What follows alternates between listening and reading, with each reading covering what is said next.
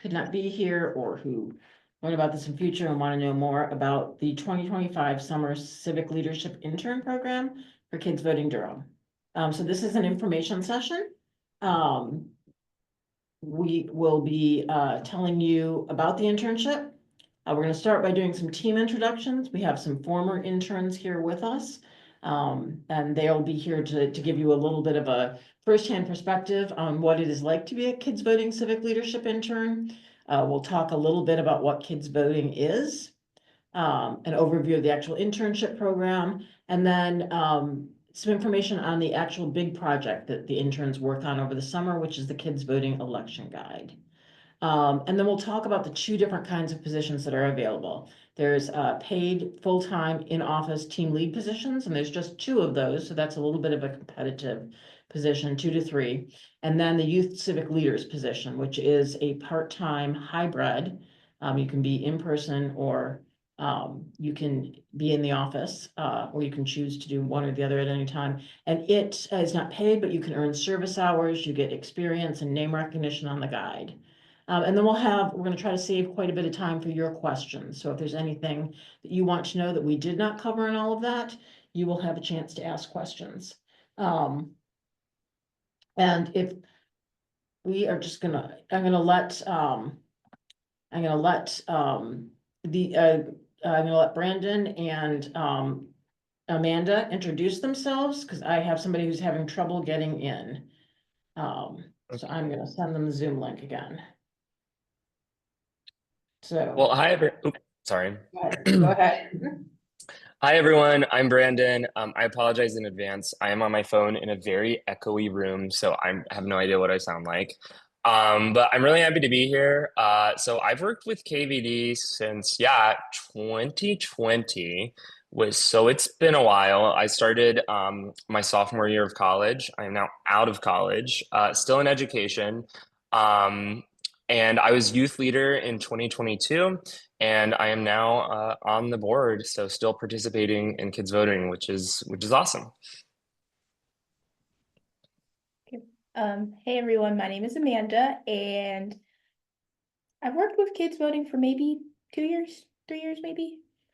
I've done a lot of the end of year celebrations. I've helped with those, the voting celebrations, and I was one of the non-paid interns last year.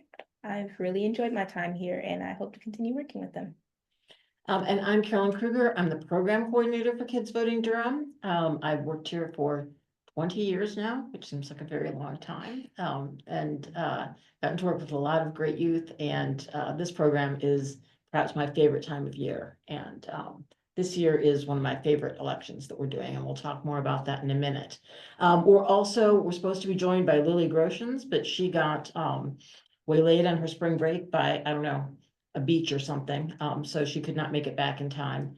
But we luckily have a couple other people on the call who have also been kids voting interns in the past, so we may be calling on you, Promise and Kiki, to help answer some questions too. So let me just ask before we move on, Brandon and Amanda, what made you want to be involved with kids voting in the first place and be a civic leader intern?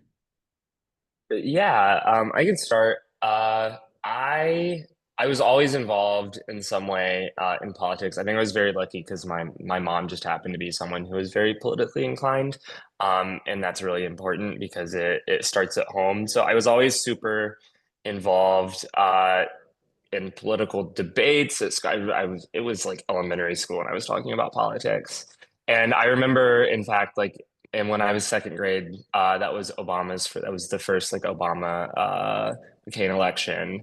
And I got to actually do my school election. And it's just the fact that memory stuck with me through my entire life. When I found out about kids voting, I was like, this is perfect because I'm giving people the opportunity to do the exact same thing. And in a lot of ways, in a much more meaningful way with the civic education that we provide. So, yeah.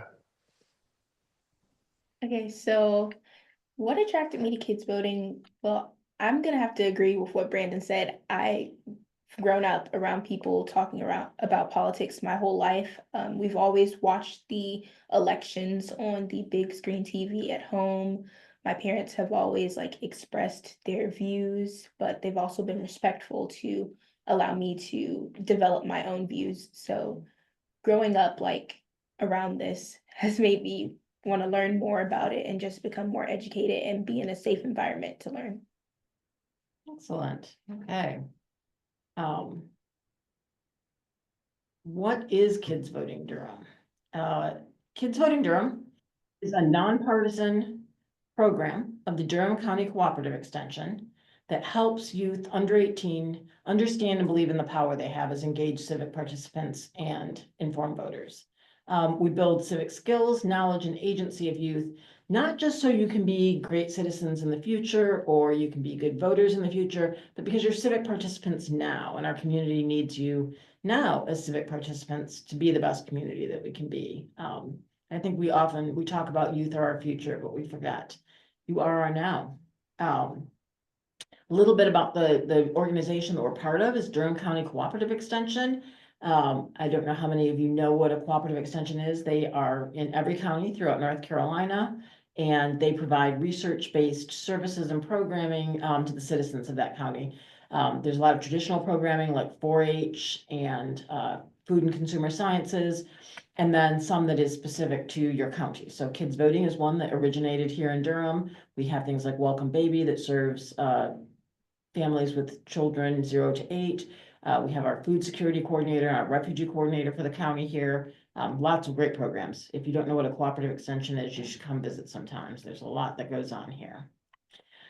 In terms of our kids voting programs, we have a range of programs. So we do family engagement. We know that families are really important influences on their kids' citizenship development, but we also know that kids can really motivate their parents to do things that they would not usually do, and they can help grow their parents into good citizens or their family members. We do youth voice activities where we connect Durham's decision makers and youth so that we can have decision makers getting input from youth, firsthand input.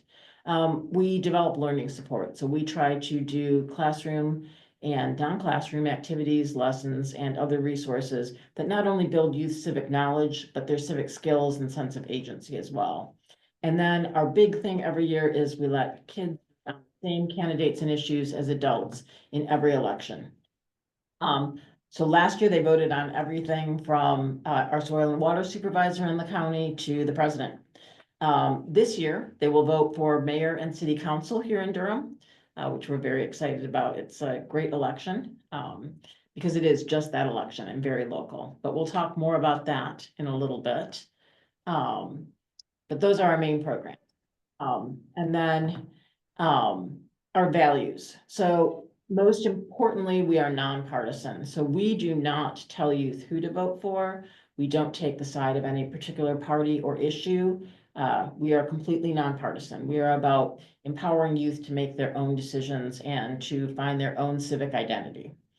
We are youth-led. So one thing that's a little bit different about this internship and this product that we produce is youth really get to make the decisions about what goes in there. We want this to be a youth voice. We want all our programs to be youth informed. Brandon is, as he said, part of our board now. So we even try to move people into our leadership structures that have been youth and done youth with us. We are Durham centric. It's not that we don't think presidential and national elections are important, but we know that local government impacts kids' lives the most every day. And so we really try to make everything very relevant to Durham and very relevant to young people's lives in Durham. And we are inclusion oriented.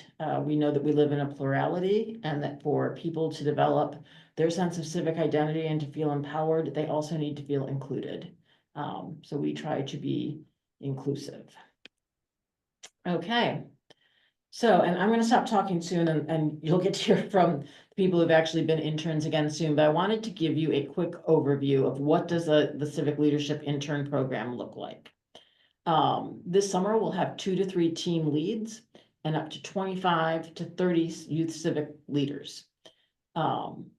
We'll have a combination of learning, enrichment, and team building offerings that will give you some of the tools and the experiences and the knowledge that you need to do the work. But the primary project is creating a youth-centered election guide that gives these K through 12 students who are going to be voting in the election this fall all the information they need to cast their ballot in the kids voting election, or as a first-time voter if they're turning 18. So we'll go over some of what it's in, but it's really everything. And you, the civic leadership interns, get to make the decisions about what you think youth need in order to cast their vote well. And then there can be other projects and opportunities for engagement as time permits. So I know last year Amanda did a number of outreach events for us. So she went to the Black Farmers Market when we did events there, and we did an event for Welcome Baby here at the office. And some people take on an additional research project, or they do some writing for kids voting on our blog. So there's the opportunity, if you have the time and you have the interest, to really create some of your own work and some things that you want to do in addition to what we're doing.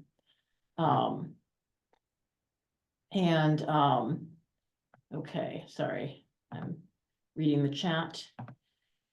All right. No, it does not. Okay. So what is this election guide that we've been talking about? It includes everything an adult or kid would need to make an informed vote. This is wrong. This is from last year. This year, there are not national, state, and local races on the ballot. This year, there are only mayor and city council on the ballot, which is really nice because it's super local to Durham. We get to talk to all the candidates. We get to talk to people who have served in these positions in the past.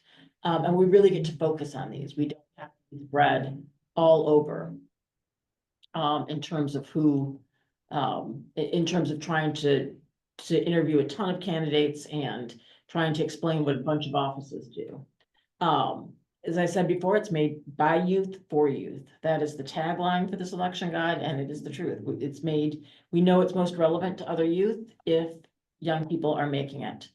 But the best thing about this guide is the reach of this guide. So it is used in all DPS schools, almost. Every school that votes uses the kids voting election guide to inform their vote.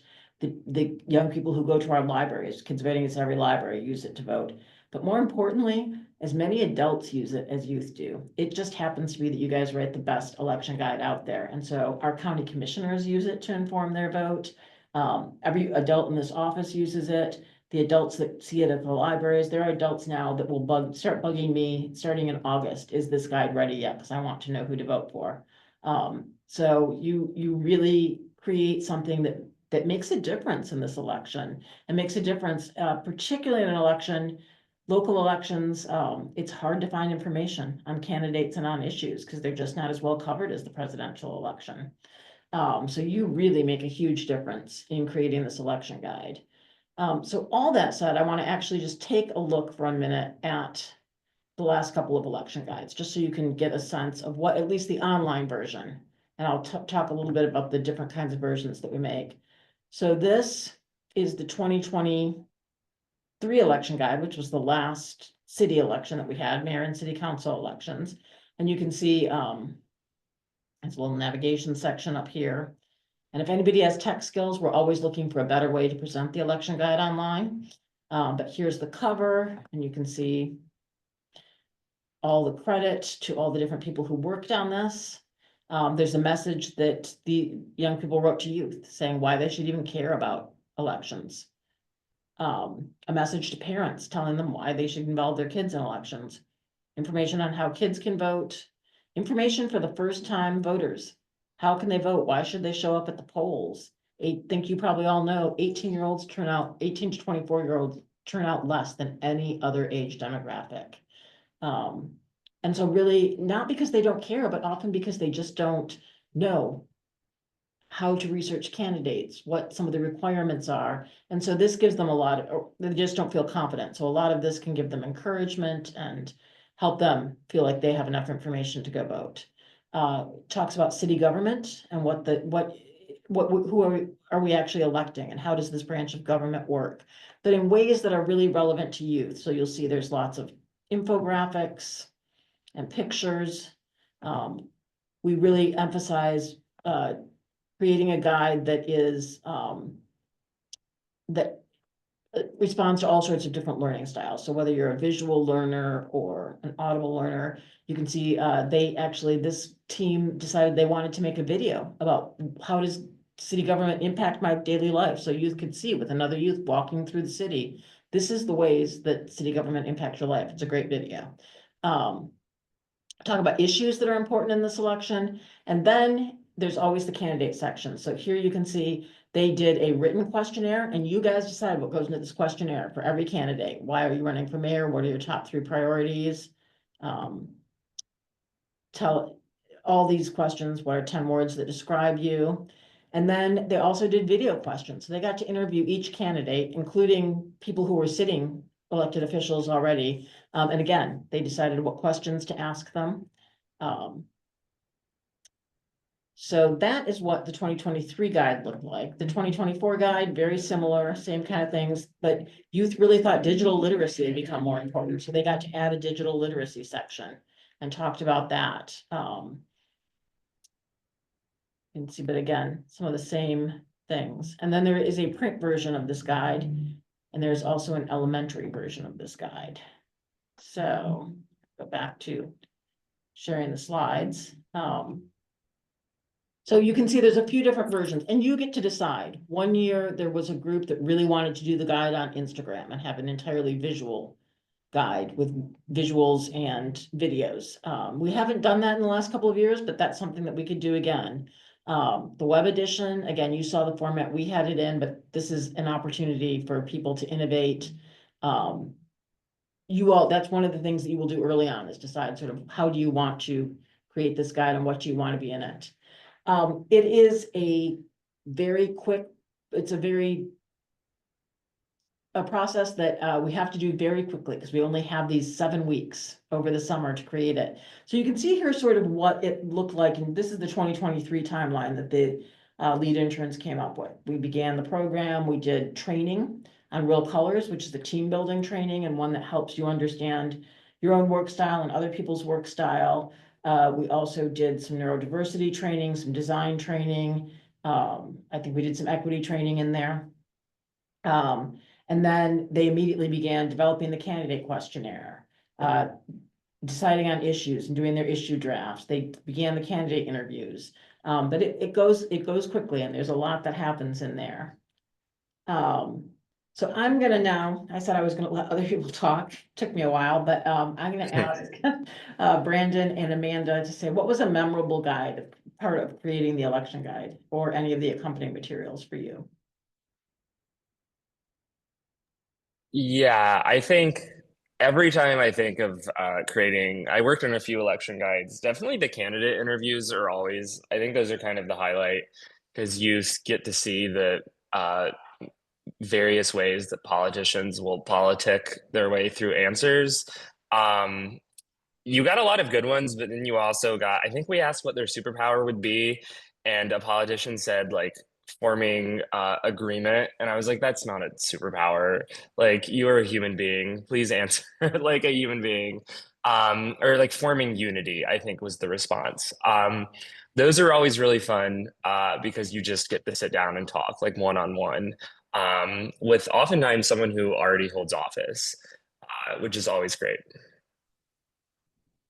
I guess something meaningful to me would be getting to get together with everybody and just, kind of sharing our ideas and our opinions on things and kind of hashing it out. It was really nice getting to see like how other people thought about certain things or like how other people would word different things. It was nice having that perspective. And then also just being able to be in the teams and work on stuff together as a team. I think it was a really great bond. It really is, yeah, a lot of teamwork and from a very diverse group, which is great. Kiki and Promise, do you have anything to share? You don't have to, I won't put you on the spot, but if you had anything.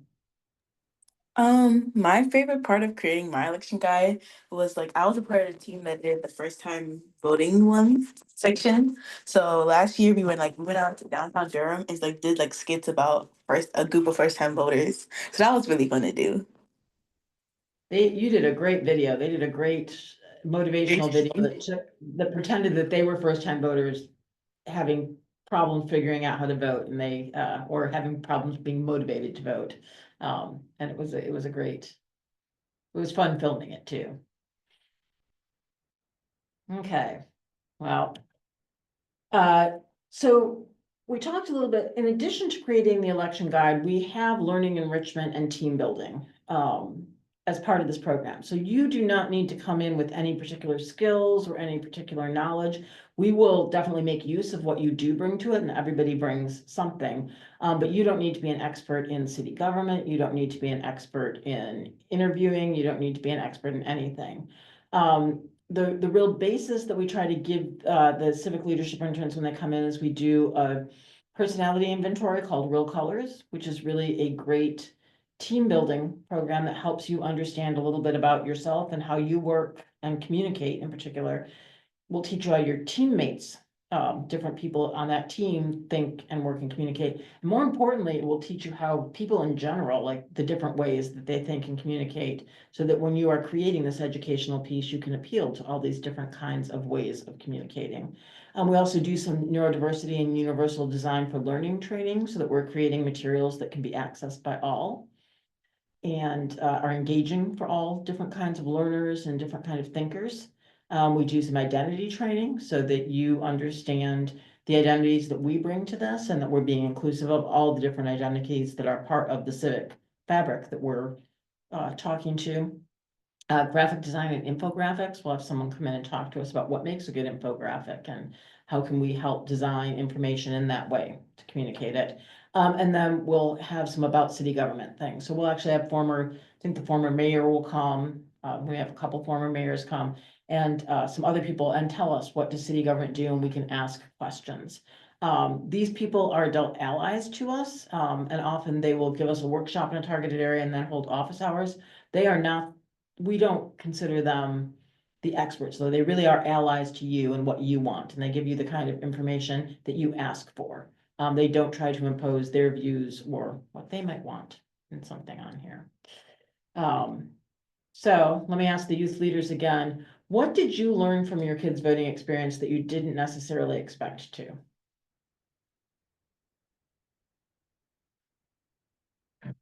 I guess I kind of learned just overall about different people's views, like how people see things differently and think about things differently, and kind of how to respectfully talk about that kind of stuff. And I also learned a bit about how to find reputable sites to actually look up the information and, actually retain the information. So I think that was kind of useful. Yeah, I think it's hard. There's so many skills like research, graphic design, teamwork. I think what was most valuable for me, at least, was probably public speaking and interview processes. Like, it's hard to overstate how important those skills are. They're also not necessarily some of the hardest, but just some of the most nerve-wracking. And KVD gives you the opportunity to do a lot of public speaking. Obviously, you're on the other side of the interview where you're doing the interviewing, which is really, really useful when someone is interviewing you, because you know what's going through their mind. You've been in that position, and it kind of puts your nerves at ease. I think that's probably public speaking and just general like control over my predisposition. I'm an anxious person, but getting a sense of control over that has stuck with me. Well, I'll ask a follow-up question then, because this is the most common question I think asked, but I think a lot of young people that come into this are thinking, I could not possibly interview a candidate or an elected official. That just sounds like a bridge too far. So were you guys nervous? And did you feel like that ever? And how was it in reality when you actually did it? Yeah, I was nervous. Like I said, I am like predisposed towards anxiety, especially when I was a little bit younger doing this. But I think there's a sense of first of all, you're well prepared. Like you have the questions that you're going to ask. There are lots of candidate interviews that you can watch. So there's plenty of preparation that you can do, which helps. And also, like the candidates want to talk to you. Like they are genuinely happy to be there. They want to talk to young people. They don't really get to do that very often. and more realistically, it makes them look really good to be engaging with a young person. So there's nothing that you can do that would mess it up in any way. Um, and I think that's what I used to sort of, after the first two or three, I got that through my mind, and it was all chill from there. I don't think I got the opportunity to interview any candidates as far as during the intern part. I did maybe like 2 years ago when we had the when the mayors were running, Mhm. when Leonardo Williams ran. On any of that, Kiki or Promise, did you want to add anything on either the what you learned or interviewing? I actually had like a fun time interviewing because like I have interviewed before, so I wasn't as nervous. But like, it was such a big position. I was kind of like, a little scared. But once you start talking to them, it's like really easy, and like they give very insightful information. So I like learned way better communication skills. Yeah, they really, like Brandon said, they really do want to talk to young people, and so it usually turns out to be a great experience for interns. So just to tell you a little bit about the actual position, so we have youth civic leader positions available, and you'll see both these links on the website. We'll give the web address again at the end where you can apply. There's a great number of volunteer positions available. We try to make it as flexible as possible to accommodate everyone who we think could be a good fit for this team. It requires that you commit a minimum of 6 to 8 hours a week. But you can also, if you want to earn additional service hours, you can do more than that. Those 6 to 8 hours consist of 2 to 3 90-minute Zoom hybrid sessions a week. So you can choose to be on Zoom, you can choose to be here in the office at Durham County Cooperative Extension. We know that summers are difficult for people, like people have family vacations and things. So if you have a few days here and there that you have to miss, that's not the end of the world. We record our meetings and we have ways for you to engage. So those 2 to 3 90-minute meetings will be during business hours, during weekdays. And then you'll work on a project team as well to do a certain section or to do a part of the election guide. And you guys decide when to meet and what you want to do and how you want to meet for that. We don't have set times for those team meetings because we see who applies and then we really try to cater that schedule to the availability of the people that are going to be part of that team.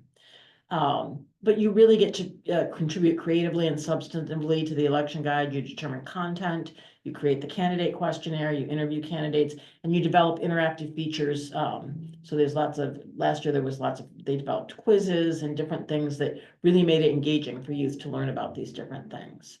A typical day, I'm gonna let the interns answer this question too, about what a typical day looks like for them, but it's usually, those team meetings are a big part of it. You participate in trainings, you contribute to conversations and decision-making about format and content for the guide in the team meetings. And then you work with small groups to develop particular content sections or to reformat some existing content we have into new media. You create interactive activities to accompany the election guide, or other educational materials that can be used in the classroom. And then you can do other projects as you want. Lots of get off the vote things have been done, and lots of other projects that they think would support the election guide. Does that interns, does this sound like a pretty fair description of what a day looks like for a youth civic leader? That sounds pretty fair. Okay. It's a little hard to describe. There's a lot that goes into it. Then there are also these 2 to 3 positions that are our team leads. It's 28 hours a week, 28 to 30 hours a week, June 15th to August 8th. So it's a little bit longer period than the civic leadership interns. It's paid a $3,000 stipend for the entire summer. And these people have to be here in the office at Durham Cooperative Extension during those hours during the work week. Again, Monday, Friday, 8:30 to 5. So I put those. And what you do is you work cooperatively with me, the program director, to manage the intern team in the process of creating the guide. So often you will be the ones facilitating those 3 90-minute meetings that we have each week. coordinating the different teams that are working on different things. You'll be a representative on those teams that are working on different sections. You'll do a lot of the communications of like setting up interview times, and we have a great program management system that actually Brandon found for us on Notion, called Notion. And you'll, make sure you'll track people's assignments on there and make sure that they know what they're doing and they have the information that they need. Brandon, I think you're the only one who's been a team lead. What am I missing on the team lead position? It's been a while, but I think you covered a lot of it. You also get like like we already alluded to, you get a lot of freedom in sort of deciding what you end up doing in a given day. Like one day I decided I want to figure out how we can more effectively manage tasks. So I found Notion. I archived a lot of the old election guides, which I think that's the best part is the flexibility and sort of saying like, I want to try to like flex this muscle and do this thing. And then you get to not only do you get to like learn something and develop a skill, you also leave a lasting impact on the program, which is nice. It's funny like when I think about what a day was like, it doesn't like come to my mind as work often. It was a very, very nice summer. So yeah. Okay. So just whether you are a team lead or whether you're a service hour intern, there's a lot of benefits that everyone gets. So you get name credit on the election guide and any other civic engagement project that you do. Your name will actually be on there. So you can show that as work product when you're applying for different things after this. You get access to training and experts in facilitation, learning styles, civic engagement, local government, and design. So you'll get to learn some things as well. If there's things that you as a group decide, ooh, we really need to know more about this, or we need to bring an expert on this, that's something that we work to do for you. You'll have the opportunity to interact with Durham and North Carolina elected officials and candidates. And best of all, you will create election education and motivational materials that will truly make an impact on both kids and adults in Durham. So I cannot tell you the number of like kudos we get every time an election guide comes out from every possible corner of Durham. Just so impressed with what this team does in terms of creating spectacular education materials that again are not just relevant to youth, but really are the best of any of these materials that are out there, whether they're for adults or kids. So last question for Brandon and Amanda. What have you taken from your kids' voting experience and used in your life going forward? In work or family or school? Yeah, I think I've touched on a lot of it already. The public speaking, a lot of the graphic design skills I got. But like particularly just the sense of I'm a teacher now. I'm an English teacher, and I sort of tailor everything I do in my curriculum to like actually inspire my students to care about things that are happening now and understand that they have power. So rather than reading maybe like classic works of fiction, we spend a lot of time studying rhetoric and making sure that they understand like what are the techniques that politicians or companies use to convince you of a certain thing. And also just the ability to discuss politics in a nonpartisan way is a skill that a lot of people lack, especially and increasingly now. So doing that not only with my students, but also just with people in my life, because there's a lot to be gained if you can discuss an issue in a way that is like not partisan and vitriolic.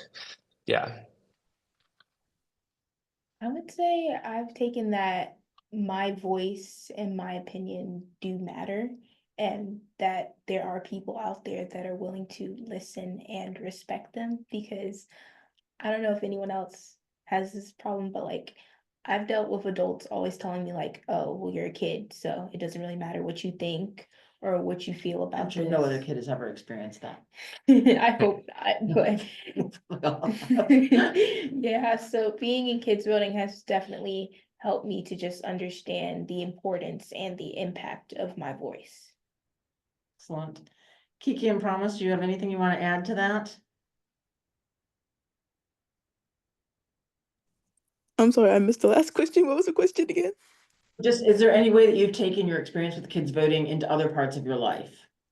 Oh, definitely. Like, especially at school, because I'm a junior in high school now, just like learning how to communicate, because like I'm now leading a whole bunch of clubs. This has really helped with communication and time management. So that's definitely helped me, especially like I'm taking like more advanced classes, like just learning about the government, how it works. It always ties into like most of my classes. So that has definitely helped me.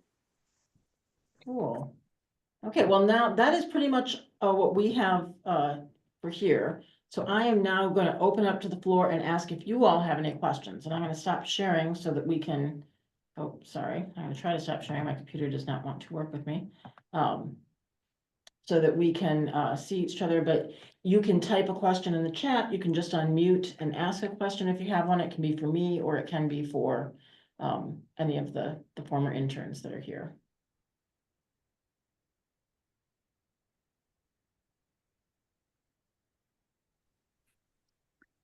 Hello, my name is Jackie Beatty Smith. How are you all? Good, how I about am, you? I am so grateful and proud of the work that KVD and others are doing, and what I've heard this evening is just inspiring for me. I'm an adult. I'm representing some students that were not able to be here tonight, but I'm heavily engaged with nonpartisan organizations where we work with adults, but we really love working with our youth. There are a few youth groups that we work with at faith-based organizations such as St. Joseph AME Church, and you can vote, but we have programs in social action and civic engagement. So one of the things, and I'm just thrilled at this program. So, do your organization partner and collaborate with other faith-based groups and nonprofit organizations when it comes to briefings for kids voting Durham? Because the testimonials and the participants that have been in the program, they are ambassadors, and it's always great to share those with other youth so that they can hear.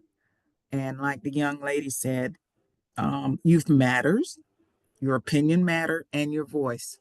So the educational piece from the guide, I'm sure it's very helpful and useful. So I can't wait to see the 2025 guide. And so I'll leave it at that. I'm got All right, and excited. I'll take a stab at answering your question. So first of all, we love it when the youth that apply and are part of our civic leadership program are also part of other groups where they can take the skill and knowledge back to them and have that sort of multiplier effect in terms of taking that. And then in terms of working directly with groups, we certainly do. For the fall elections, there will be opportunities for groups to sign up and to receive training on how to hold an election and how to educate people. And you can actually, we will give you the supplies and the materials you need to have your youth vote or to have your youth run an election site for other youth somewhere that you think you would like to, or we can assign you a site like a precinct or somewhere like that. So there's both an opportunity for your youth to work directly with us and then take their knowledge back to your group, and also for your group to partner with us during the fall elections. Excellent. And I've been promoting this, so I hope some of the young people apply for your internships. Well, thank you for being here to pass the information on to them. Thank you. Any other questions from anyone here? And again, you can feel free to type them in the chat or just unmute and ask. For the application for lead civic interns, is it like specific business appropriate outfits you have to wear, or like any dress code? Dress code is pretty much the same as the Durham Public Schools dress code, so it's not a strict dress code, but you, let's see. So it's professional casual. So I think you saw what the lead interns were wearing last year because you were here teaching. Yeah. It's not formal dress, but you can't wear like ripped clothes, I think is, no ripped clothes, no, that's the only one I can think of right now, but, Yeah, so just, and when you're in days that you're meeting with candidates, it's usually good to wear your kid's voting t-shirt. But that's pretty much. Oh, and so I don't know that that answered your question. It's appropriate dress, pretty much the same as the DPS school dress code. So, Okay. yeah, nothing too formal. You don't have to wear business. Mhm. And but Jacqueline's asking if the printed guide can be ordered. No, but they're available. So you have a link where you can print them yourselves, or there are some copies that you can go and see in libraries and in different areas. And if you run a kids voting site, we will give you some to have. And it's available for anyone online, and you can print it out yourself. Also for the lead internships, like for the lead team leads, would like there be space accommodated for team leads, or is this like offices? Yeah, so you will have space here in our offices. Our office has been ever growing, so you will likely have, usually there's a common table where we sit the lead interns and then any other interns that are visiting or that come in. So it's sort of a group work area. Okay. Yes, you definitely, you get you get a space here in this office, and you'll have computers provided if you need them. Everything that you need, we'll have for you here. I think one more question. There was Sure. 3 team, like, do the team leads, like the number of team leads depend on like how many team leads apply? Because there were 3 last year. Will it be 2 or 3 this year? That's a good question, and a lot of it depends for us on both funding and who we get to apply. So I don't quite for sure know what my funding is looking like. I know I have at least enough for 2. I may have enough for 3 for this year. And then it will depend on like if we find the right group of people to fill that too. So it's a combination of those 2 things, but we'll have a minimum of 2 and possibly 3. There's also the addition that if sometimes we are assigned one of the city interns. So the city has an internship program also, and sometimes they will assign one to work here. So sometimes we get an additional team Okay. lead that way. But at Thank you. least 2, possibly 3. Hmm.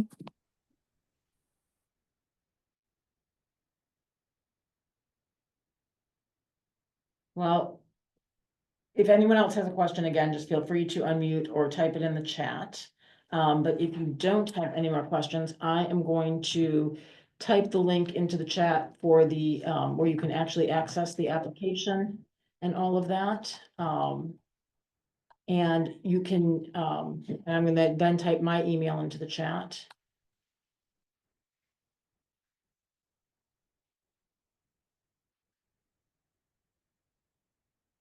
That is where you can apply, and then this is my email. And feel free to reach out to me if you think of any other questions or want to know more. But thank you all for being here tonight. Thank you, especially Brandon, who's now left, but, and Amanda being here to answer our questions, and thank you to everyone for coming and joining us tonight. I hope to see applications from many of you, and I hope to get to work with you this summer. Thank you.